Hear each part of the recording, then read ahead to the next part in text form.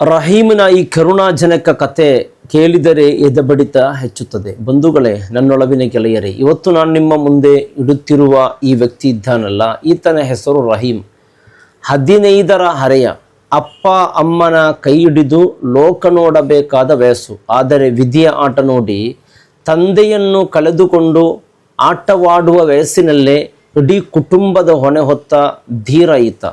9ನೇ ತರಗತಿಗೆ ತನ್ನ ಓದು ಅರ್ಧಕ್ಕೆ ನಿಂತರೂ ತನ್ನ ತಂಗಿಯರ ಅಕ್ಷರ ಜ್ಞಾನ ನಿಲ್ಲಬಾರದು ಅಂತ ಹಠ ಹಿಡಿದು ಬೀದಿಗೆ ಇಳಿದವನು. ಕಳ್ಳು ಹೊತ್ತು ಮರಳು ಹೊತ್ತ ನೆತ್ತಿ ಸುಡುವ ಬಿಸಿಲಲ್ಲಿ ಮೈಯೆಲ್ಲ ಬೆವರಾಗಿ ಸುರಿಸಿದ ಆತ ಮಣ್ಣು ಹೊತ್ತಿರಲಿಲ್ಲ. ಬಂಧುಗಳೇ, ಬದಲಾಗಿ ತನ್ನ 2 ತಂಗಿಯರ ಮದುವೆಯ ಕನಸುಗಳನ್ನು ಮತ್ತು ತಾಯಿಯ ನೆಮ್ಮದಿಯನ್ನು ಹೆಗಲ ಮೇಲೆ ಹೊರುತ್ತಿದ್ದ. ದಿನಕ್ಕೆ 2,000 ರೂಪಾಯಿ ದುಡಿದು ತನ್ನ ಕುಟುಂಬವನ್ನು ರಾಜಕುಮಾರನಂತೆ ಸಾಕಿ ಸಲಹಿದ ಈ ಪವಿತ್ರ ಜೀವನದಲ್ಲಿ ಒಂದು ದೊಡ್ಡ ಬಿರುಗಾಳಿ ಶುರುವಾಗಿದ್ದು ಯಾವಾಗ ಗೊತ್ತಾ? ಅತಿಯಾದ ಪ್ರತಿಷ್ಠೆ ಮತ್ತು ಆಸೆ ಆತನ ಬದುಕಿನ ಬಣ್ಣವನ್ನೇ ಬದಲಿಸಿಬಿಟ್ಟಿತ್ತು. ರಹೀಮ್ನ ಈ ಸುಂದರ ಬದುಕಿಗೆ ಕೊಳ್ಳಿ ಇಟ್ಟಿದ್ದು ಯಾರು?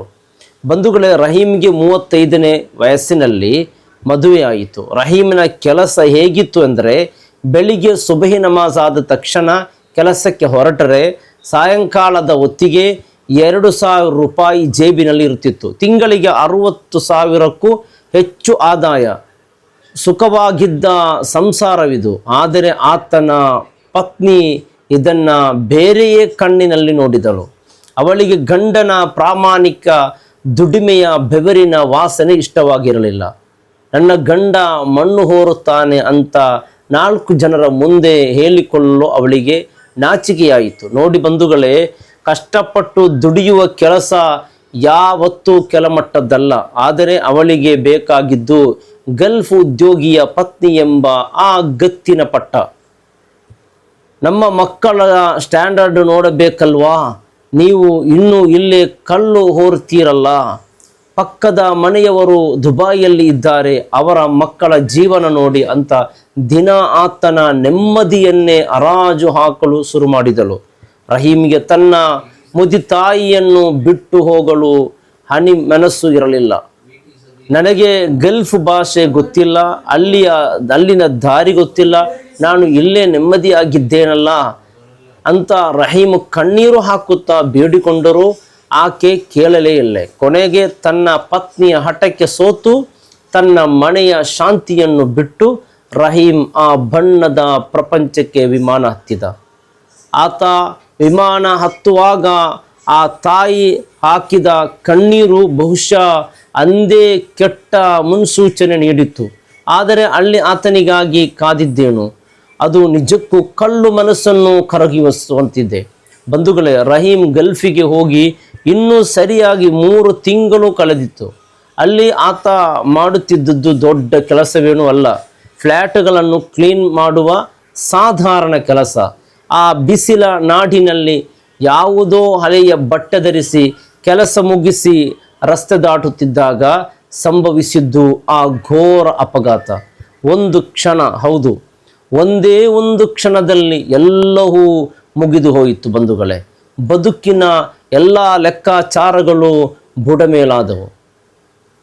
ಚಲನ ಶಕ್ತಿ ಇಲ್ಲದ ದೇಹ, ತನ್ನ ಹೆತ್ತವರನ್ನೇ ಗುರುತಿಸಲಾಗದ ಸ್ಮರಣೆ. 2 ತಿಂಗಳ ಕಾಲ ದುಬೈನ ಆಸ್ಪತ್ರೆಯಲ್ಲಿ ಸಾವು ಬದುಕಿನ ಮಧ್ಯೆ ಹೋರಾಡಿ ಕೊನೆಗೆ ರಹೀಮ್ ವಾಪಸ್ ಬಂದಿದ್ದು ಹೇಗೆ ಗೊತ್ತಾ? ಜೀವವಿದ್ದರೂ ಹೆಣದಂತೆ. ಯಾವ ಪತ್ನಿ ಆತನನ್ನು ಗತ್ತಿಗಾಗಿ ವಿದೇಶಕ್ಕೆ ಕಳುಹಿಸಿದ್ದಾಳೋ ಇಂದು ಆಕೆಗೂ ಆತ ಭಾರವಾಗಿದ್ದಾನೆ. ಆ ಬಣ್ಣದ ಲೋಕ ಆತನಿಗೆ ನೀಡಿದ್ದು ಕೇವಲ ಶಾಶ್ವತ ಕತ್ತಲೆ ಮಾತ್ರ. ಊರಿನ ಗಡಿಗೆ ಆ ಆಂಬ್ಯುಲೆನ್ಸ್ ಬಂದಾಗ ಇಡೀ ಊರೇ ಸ್ತಬ್ಧವಾಗಿತ್ತು. ಆ ಮುದಿ ತಾಯಿ ಮಡಿಲಲ್ಲಿ ಇಂದು ಆಕೆಯ ಮುದ್ದಿನ ಮಗ ಅನಾಥನಂತೆ ಬಂದು ಬಿದ್ದಿದ್ದಾನೆ. 15ರ ಹರೆಯದಲ್ಲಿ ಕುಟುಂಬವನ್ನು ಸಲಹಿದ ಆ ತೋಳುಗಳು ಇಂದು ಅಳುಗಾಡಲು ಶಕ್ತಿಯಿಲ್ಲದೆ ಜೋತು ಬಿದ್ದಿವೆ. ಯಾರನ್ನು ನೋಡಿ ಆತ ನಗುತ್ತಿದ್ದನೋ ಇಂದು ಅವರನ್ನು ನೋಡಿದರೂ ಆತನಿಗೆ ಗುರುತು ಸಿಗುತ್ತಿಲ್ಲ. ಆ ಮುದಿ ತಾಯಿ ಮಗನ ಮುಖ ನೋಡಿ ಗೋಳಾಡುತ್ತಿರುವ ದೃಶ್ಯ ನಿಜಕ್ಕೂ ಕರುಳು ಹಿಂಡುವಂತಿತ್ತು. ಬಂಧುಗಳೇ, ಇಂದು ಆ ಮನೆಯ ಪರಿಸ್ಥಿತಿ ಹೇಗಿದೆ ಗೊತ್ತಾ? ಯಾವ ಪುಟ್ಟ ವಯಸ್ಸಿನ ಮಗ ತನ್ನ ತಾಯಿಯನ್ನು ಕಣ್ಣಿನ ರೆಪ್ಪೆಯಂತೆ ಸಾಕಿದ್ದನೋ, ಇಂದು ಅದೇ ವೃದ್ಧ ತಾಯಿ ನಡುಗುವ ಕೈಗಳಲ್ಲಿ ಈ ಅಸಹಾಯಕ ಮಗನಿಗೆ ತುತ್ತು ನೀಡುವ ಪರಿಸ್ಥಿತಿ ಬಂದಿದೆ.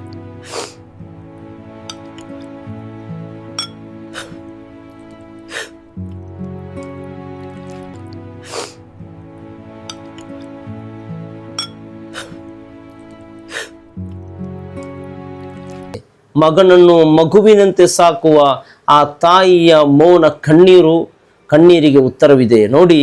ಹಣದ ವ್ಯಾಮೋಹ ಮತ್ತು ಪ್ರತಿಷ್ಠೆಯ ಹಸಿವು ಮನುಷ್ಯನನ್ನು ಎಲ್ಲಿಗೆ ತಂದು ನಿಲ್ಲಿಸುತ್ತದೆ.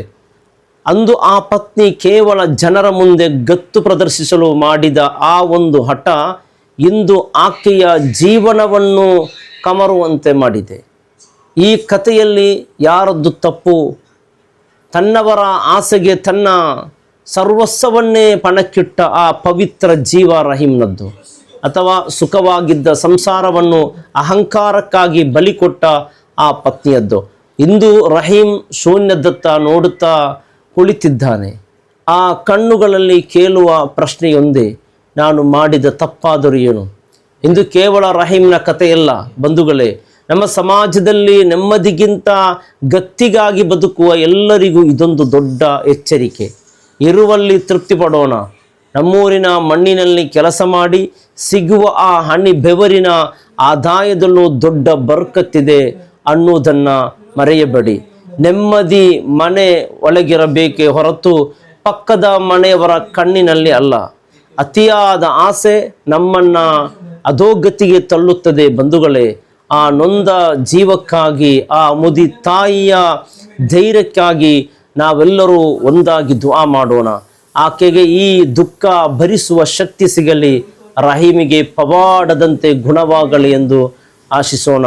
ಈ ಹೃದಯ ಉದ್ರಾಯಕ ಘಟನೆಯ ಬಗ್ಗೆ ನಿಮ್ಮ ಅಭಿಪ್ರಾಯವನ್ನು ದಯವಿಟ್ಟು ಕಮೆಂಟ್ನಲ್ಲಿ ತಿಳಿಸಿ.